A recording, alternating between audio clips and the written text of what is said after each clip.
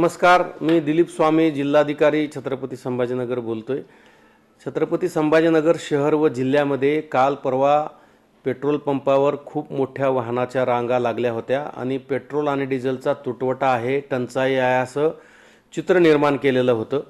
आज मी सर्व कंपन्यांच्या प्रमुख अधिकाऱ्यांशी चर्चा केली। त्यानंतर असं लक्षात आलं की डिझेल आणि पेट्रोलच्या साठ्यामध्ये कुठेही कमी झालेला नाही आहे। येणारा फ्लो हा कंटिन्यू चालू आहे, कुठेही टंचाई नाही आहे। फक्त अफवा पसरवल्यामुळे लोकांनी पेट्रोल पंपावर गर्दी केली आणि अव्वाच्या सव्वा पेट्रोल भरून डिझेल भरून घेतल्यामुळे पेट्रोल पंपावरचा साठा संपलेला आहे। माझी समस्त नागरिकांना नम्र विनंती आहे की आपण पॅनिक होऊ नका, अफवावर विश्वास ठेवू नका। डिझेल आणि पेट्रोलचा साठा मुबलक आहे, सातत्याने तो येतो आहे। येणाऱ्या गाड्या या नियमितप्रमाणे येत आहेत।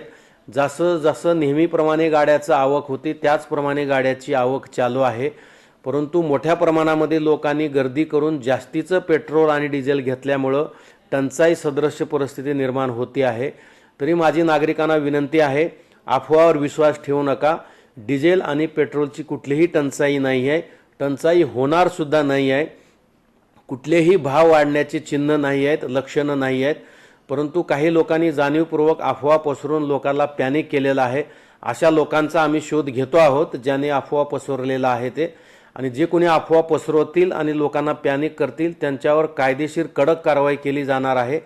त्यामुळे माझी नागरिकांना विनंती आहे, अफवा पसरवू नका, लोकांना पॅनिक करू नका। पेट्रोल आणि डिझेलचा साठा आहे आणि तो रेग्युलर आपल्याला मिळणार आहे।